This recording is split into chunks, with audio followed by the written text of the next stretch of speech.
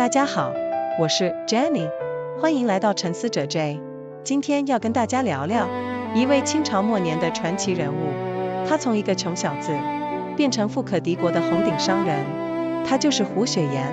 1823年，在浙江杭州的一个普通家庭，胡雪巖呱呱坠地，原名叫胡光庸，雪巖是他后来的字号。他的童年其实很苦，父亲很早就过世了，母亲一个人带着他长大，家里穷得叮当响，连念书都是奢望。但这个孩子很有志气，13岁那年，他就离开家乡，到杭州的富康钱庄当学徒，从最底层做起。在钱庄里，他什么苦都吃过，扫地、倒茶、跑腿，每天忙到半夜。但胡雪巖不一样，他做事特别认真，而且脑筋动得快，很快就赢得老板的信任。命运的转折点来了，1846年，钱庄老板突然病逝，临终前，老板把钱庄交给了他。这一年，他才23岁。接手钱庄后，胡雪巖展现出惊人的商业头脑，他眼光精准，胆识过人，很快就把生意做得红红火火。但真正让他飞黄腾达的，是他遇到了王有龄。王有龄当时只是个落拓的举人，到处借钱都借不到。胡雪巖会眼识英雄，不但借钱给他，还帮他打点一切，让王有龄顺利进京赴任。这个决定改变了他的一生，因为王有龄后来当了大官，当上了浙江巡抚。有了王有龄的支持，胡雪巖的事业如虎添翼。他帮朝廷采办粮饷，筹措军款，代理官银，赚得盆满钵满。但胡雪巖真正的高明之处，不只是会赚钱，更在于他懂得经营人脉。他对待朋友特别讲义气，有恩必报，有难必帮，所以朋友遍天下。对待员工也很大方，待遇优厚，从不亏待，所以人人都愿意为他卖命。1861年，太平天国攻打杭州，王有龄守城失败，殉国而死。胡雪巖痛失好友，但他没有就此沉沦，反而更加积极进取。他很快就结识了新的贵人，那就是左宗棠。左宗棠当时正在募集军饷，到处筹款都困难重重。胡雪巖主动伸出援手，他利用自己的商业网络，帮左宗棠筹措了大量军款，还协助采办武器弹药，解决了左宗棠的燃眉之急。左宗棠非常感激，对他信任有加，委以重任。1866年，胡雪巖创办了胡庆余堂，这是一家中药铺，也是他最引以为傲的事业。他坚持选用最好的药材，制作过程一丝不苟，药品品质绝对保证。胡庆余堂有个响亮的口号，戒欺二字，意思是绝不欺骗顾客。他还规定，宁可亏本，也不能卖假药。这种良心经营，让胡庆余堂声名远播。到现在，胡庆余堂还在营业呢，已经有150多年的历史，成为中国四大药店之一。1872年，胡雪巖的事业达到巅峰，他帮左宗棠向外国银行贷款，筹措了1000多万两白银，支持左宗棠收复新疆。这笔贷款在当时可是天文数字，而且都是他个人担保的，可见朝廷对他有多信任。因为这些功劳，朝廷赐给他2品顶戴，还赏穿黄马褂，这在商人中是极其罕见的荣耀，所以大家都叫他红顶商人。那时候的胡雪巖真的是风光无限，他在杭州盖了豪华的府邸，光是花园就占地10多亩，极尽奢华之能事。他的财富也达到了顶点，据说有白银2000多万两，在当时绝对是首富级别。但盛极必衰，这句话在他身上应验了。1883年，胡雪巖做了一个大胆的决定，他要垄断生丝市场。当时中国的生丝是重要的出口商品，他想把所有生丝都买下来，然后高价卖给外国人。为此，他投入了全部身家，还向外国银行借了大量贷款。但他没想到，国际市场突然出现变化，生丝价格暴跌。更糟的是，朝中有人开始针对他，特别是掌权的李鸿章集团。左宗棠和李鸿章本来就不和，作为左宗棠的红人，胡雪巖自然成了李鸿章的眼中钉。李鸿章开始施压，要求清查胡雪巖的账目，逼迫外国银行收回贷款。内外夹攻之下，胡雪巖的生意一落千丈。1884年，他的钱庄被迫倒闭，所有资产被查封，从首富沦为负债累累。这个打击太大了，他从云端跌落谷底，身心俱疲。1885年11月，胡雪巖在贫病交加中去世，享年62岁。从钱庄学徒到红顶商人，再从首富沦为破产，胡雪巖的一生充满了传奇色彩。他成功的秘诀是什么呢？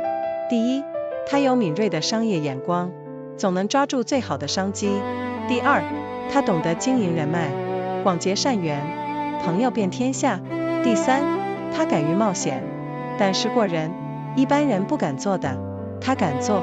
第四，他重视信誉，胡庆余堂的戒妻精神就是最好的证明。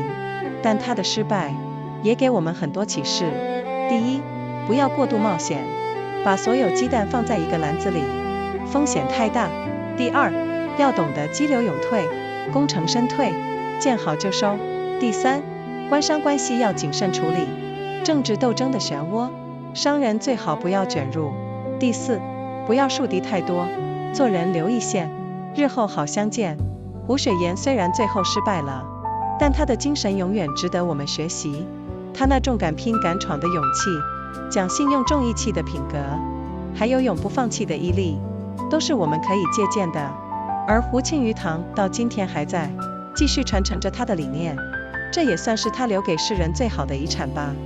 胡雪巖的故事告诉我们，成功需要智慧和勇气，但更需要审时度势，懂得进退。人生就像潮起潮落，有高峰就有低谷，重要的是我们从中学到了什么。今天的向大师致敬就到这里，希望胡雪巖的故事能带给你一些启发。我们下次见。Hello everyone, I'm Jenny. Welcome to Thinker J. Today I want to talk about someone special, a legendary figure from late Qing dynasty China. He rose from poverty to incredible wealth. He became known as the red-capped merchant. His name was Hu Shuiyan. In 1823, in an ordinary family in Hangzhou, Zhejiang, Hu Shuiyan was born. His birth name was Hu Guanyong. Shuiyan was his courtesy name. His childhood was really tough. His father died when he was very young. His mother raised him all by herself. The family was extremely poor. Even attending school was an impossible dream. But this boy had great ambition. At the age of 13, he left his hometown. He went to work at Fukang Money House in Hangzhou. He started from the very bottom. At the money house, he endured every hardship imaginable: sweeping floors, serving tea, running errands, working until midnight every day. But Hu Shuiyan was different. He worked with extraordinary dedication, and he had a sharp mind. Soon he won his boss's trust. Then came the turning point of his life. In 1846, the money house owner suddenly passed away. On his deathbed, the owner entrusted the business to him. That year, he was only 23 years old. After taking over the money house, Hu Shuiyan showed remarkable business acumen. His vision was precise. His courage was exceptional. Soon the business was thriving. But what really launched him to success was meeting Wang Yuling. Wang Yuling was just a struggling scholar at the time. He couldn't borrow money anywhere. Hu Shuiyan recognized his potential. He not only lent him money, he also helped arrange everything, so Wang Yuling could successfully go to the capital. This decision changed his life forever, because Wang Yuling later became a high official.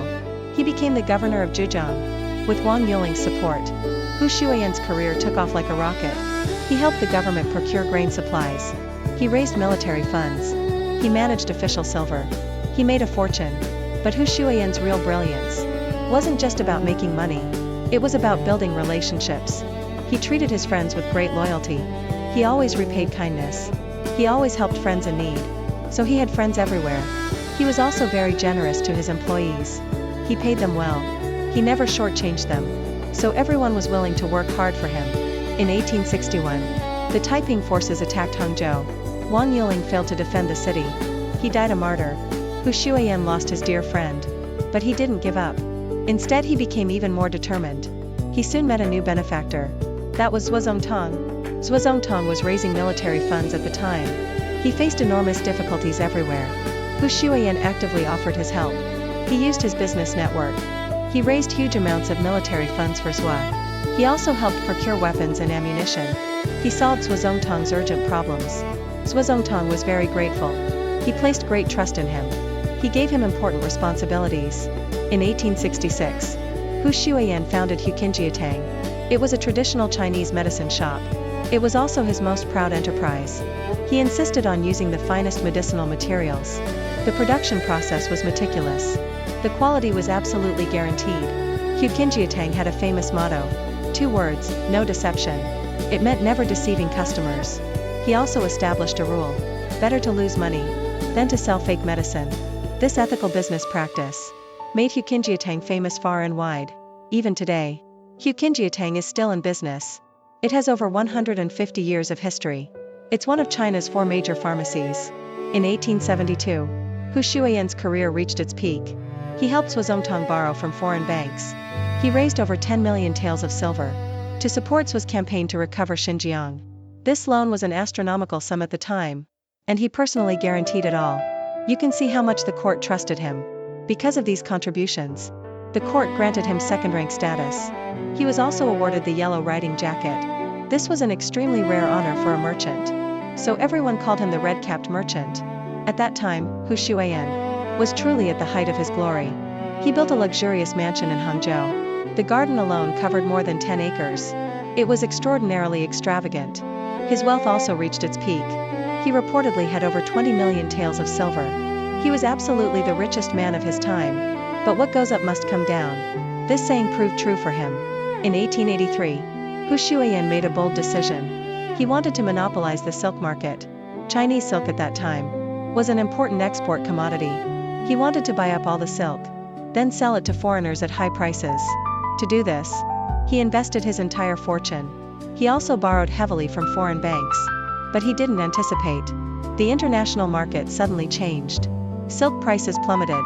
Even worse, people in the court started targeting him, especially the Li Hongzhang faction in power.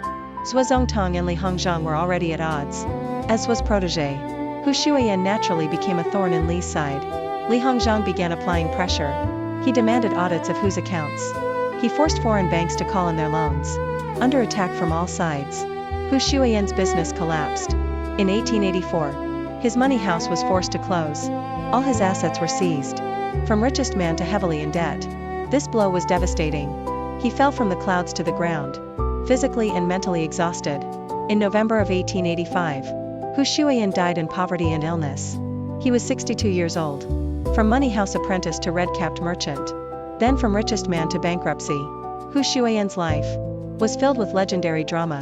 What were the secrets of his success? First, he had keen business insight. He could always seize the best opportunities. Second, he knew how to build relationships. He cultivated goodwill widely. He had friends everywhere. Third, he dared to take risks. He had exceptional courage. What others didn't dare to do, he dared. Fourth, he valued his reputation. Huqinjiatang's principle of no deception is the best proof of this. But his failure also teaches us many lessons. First, don't take excessive risks. Don't put all your eggs in one basket. The risk is too great. Second, know when to quit while you're ahead. Retire at your peak. Know when to stop. Third, handle government business relations carefully. The whirlpool of political struggle. Merchants should avoid it. Fourth, don't make too many enemies. Always leave some room, so you can meet again in the future. Although Hu Shuiyan ultimately failed, his spirit is forever worth learning from. His courage to fight and strive. His character of keeping promises and loyalty. And his never give up perseverance are all things we can learn from. And Huqinjiatang still exists today, continuing to carry on his philosophy. This is perhaps the best legacy he left the world. Hu Shuiyan's story tells us, success requires wisdom and courage, but it also requires reading the times, knowing when to advance and retreat. Life is like the tides. What goes up comes down. What matters is what we learn from it. That's all for today's tribute to the masters. I hope Hu Shuiyan's story inspires you. See you next time.